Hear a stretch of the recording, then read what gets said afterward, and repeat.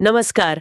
आज हम एक ऐसे विचार की गहराई में उतर रहे हैं जो सदियों से वैज्ञानिकों और दार्शनिकों दोनों को ही खींचता रहा है।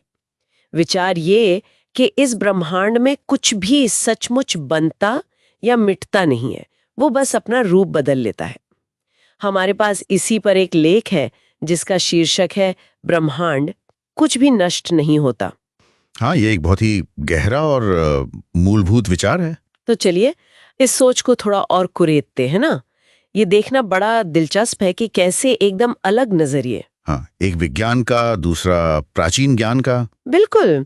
और दोनों एक ही नतीजे पर पहुंच रहे हैं।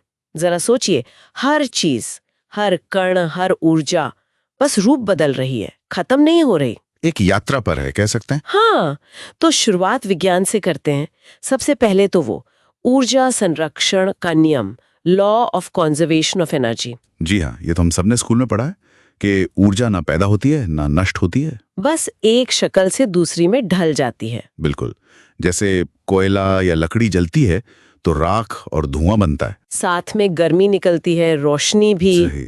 तो कोयले का रूप तो बदल गया, सही। लेकिन जो कुल ऊर्जा थी, जो कोयले के अंदर बंद थी और जो जलने पर निकली, वो उतनी ही रहती है। ये सिर्फ किताबी बात नहीं है, मतलब। नहीं, बिल्कुल नहीं। ये ब्रह्मांड का एक बुनियादी नियम है, उसका बर्ताव है। और फिर आता है आइंस्टाइन का वो मशहूर समीकरण, इक्वल्स mc²। ये सिर्फ एक फॉर्मूला नहीं है ना। नहीं, ये तो पदार्थ मतलब मास और ऊर्जा के गहरे रिश्ते की कहानी है। कि ये दोनों असल में एक ही चीज के दो रूप हैं। सही कहा। ये समीकरण बताता है कि पदार्थ जो है वो असल में ऊर्जा का ही एक बेहद जमा हुआ घना रूप है। और इन्हें एक दूसरे में बदला जा सकता है। हाँ, बिल्कुल। परमाणु विस्फोट इसका एक भयानक उदाहरण है, जहां बस थोड़ा सा पदार्थ भारी मात्रा में ऊर्जा में बदल जाता है। हाँ, लेकिन देखिए यहाँ भी कुछ नष्ट नहीं हुआ। पदार्थ बस ऊर्जा बन गया। कुल मात्रा मतलब पदार्थ और ऊर्जा को मिलाकर वो उतनी ही रही। और ये सिर्फ विनाश में नहीं होता होगा। नहीं, ये रचनात्मक प्रक्रियाओं में भी होता है।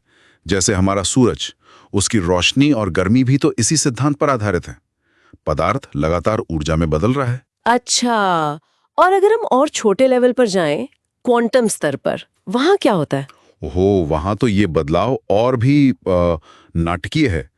क्वांटम फील्ड्स होते हैं, उनमें कणों के जोड़े, जैसे इलेक्ट्रॉन और उसका एंटी पार्टिकल पॉजिट्रॉन, हाँ, वो लगातार शून्य से, मतलब खाली स्पेस से पैदा होते हैं और पलक झपकते ही एक दूसरे से टकराकर वापस ऊर्जा में बदल जाते हैं। सच में ये लगातार होता रहता है? हाँ, ये आभासी कण, वर्चुअल पार्टिकल्स कहलाते हैं। ये लगातार बनते मिटते रहते हैं, लेकिन कुल ऊर्जा और चार्ज का जो संतुलन है वो हमेशा बना रहता है। ब्रह्मांड का हिसाब किताब कह लीजिए, वो हमेशा बराबर रहता है। कमाल है। मतलब विज्ञान तो हर लेवल पर, चाहे वो बड़ी चीजें हों या एकदम छोटी, इसी नतीजे पर पहुंच रहा है। जी हाँ। अब हैरानी की बात यह है कि ठीक यही विचार हमें हजारों साल पहले के दर्शन और अध्यात्म में भी मिलता है, बस भाषा अलग है। हाँ, ये संगम वाकई अद्भुत है।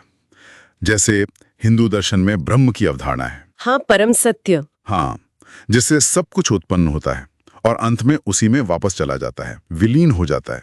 ये एक निरंतर चक्र है, जन्म, जीवन, विलय, रूप बदलते रहते हैं।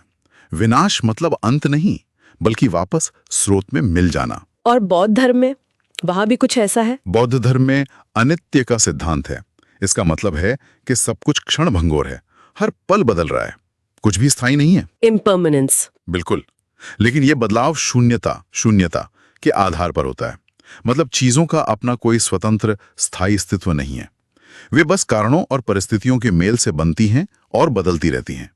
तो यहां भी विनाश नहीं, बल्कि एक निरंतर प्रवाह है। और ताओवाद में भी शायद कुछ ऐसा ही है। ताओ। हाँ, ताओवाद में ताओ को वही मूल स्रोत और प्रवाह माना गया है, जिससे सब कुछ निकलता है और जिसमें सब कुछ वापस मिल जाता है, एक अंतहीन चक्र। तो ये सोचने वाली बात है। अलग अलग संस्कृतियां, अलग अलग समय, अलग अलग तरीके, पर पहुंच एक ही जगह रही हैं। बिल्कुल। अच्छा, अब जरा आज के विज्ञान पर वापस आते हैं। खगोल विज्ञान, एस्ट्रोनॉमी, क्या वो भी इस बड़ी तस्वीर में फिट होता है? हाँ, बिल्कुल फिल होता है। आधुनिक खगोल विज्ञान मानता है कि हमारा ब्रह्मांड एक तरह की बंद प्रणाली है, एक क्लोज सिस्टम। बंद प्रणाली मतलब मोटे तौर पर इसमें बाहर से न तो कोई पदार्थ या ऊर्जा आ रही है और न ही यहां से बाहर जा रही है। जो कुछ है वो यही है। अच्छा। तारे बनते हैं, अरबों साल जलते हैं, फिर सुपरनोवा बनकर फट जाते हैं। और अपना मटेरियल वापस स्पेस में बिखेर देते हैं। हाँ, और उसी मटेरियल से फिर नए तारे बनते हैं, नए ग्रह बनते हैं। जीवन भी वो पैदा होता है, फलता फूलता है, और फिर उसके जो तत्व हैं वो वापस प्रकृति में मिल जाते हैं। तो ये एक बहुत बड़े लेवल पर रिसाइकलिंग चल रही है। बिल्कुल, एक विशालकाय रिसाइकलिंग प्रक्रिया। कुछ भी खो नहीं रहा, बस रूप बदल रहा है। तो इस सारी बातचीत का निचोड़ क्या निकलता है, सार क्या है? सार यही है कि रूप बदलते रहते हैं, पर जो मूल अस्तित्व है वो स्थायी है। जिसे हम अंत या विनाश समझते हैं वो शायद सिर्फ एक पड़ाव है, बदलाव की प्रक्रिया का एक हिस्सा। हाँ, एक रूपांतरण। ये ब्रह्मांड का एक अटल शाश्वत नियम लगता है कि परिवर्तन ही स्थायी है। Everything flows. ये वाकई सोचने पर मजबूर करता है।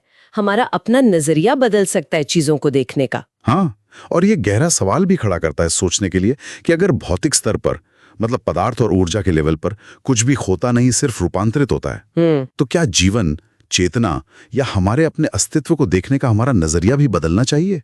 क्या ये जो चक्रीय स्वभाव हमें पदार्थ और ऊर्जा में दिख रहा है, हाँ, ये सिर्फ वहीं तक सीमित है या इसका कोई गहरा व्यक्तिगत अस्तित्वगत मतलब भी हो सकता है? ये एक बहुत बड़ा सवाल है। हाँ, ये विचार वाकई सोचने लायक।